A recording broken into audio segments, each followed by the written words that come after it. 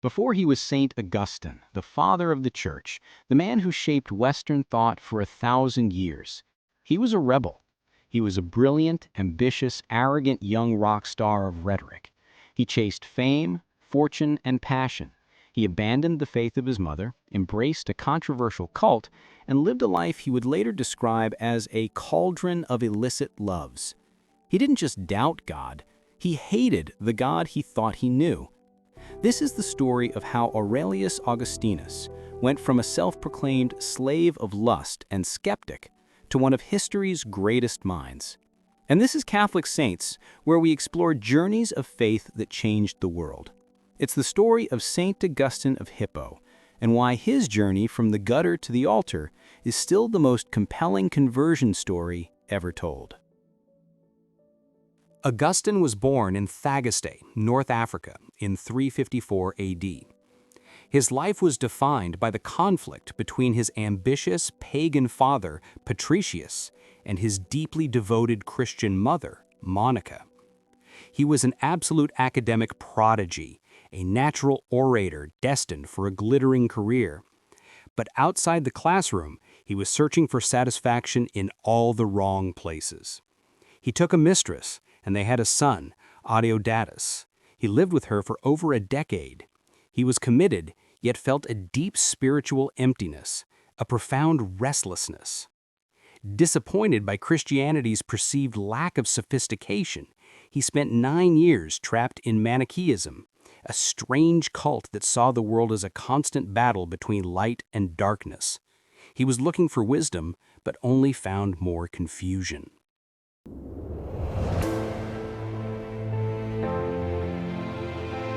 Augustine moved to Milan, the imperial capital, at the peak of his career. He was a celebrity speaker for the emperor, and his devoted mother Monica followed him.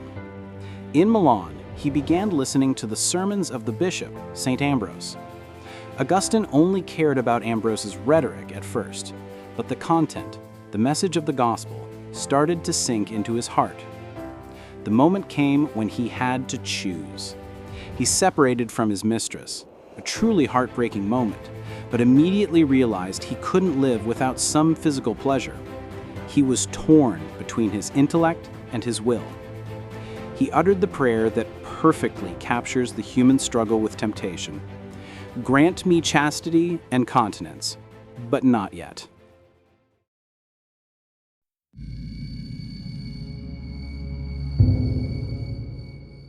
The internal struggle brought him to his knees.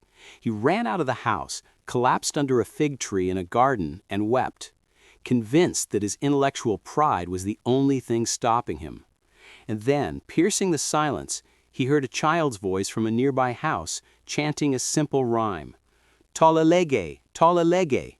Take up and read, take up and read.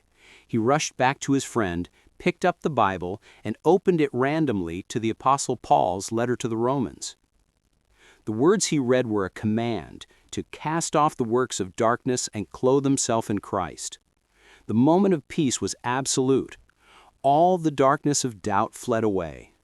He was baptized by Ambrose on Easter Vigil in 387 AD. The struggle was over. Augustine returned to North Africa and was made the Bishop of Hippo.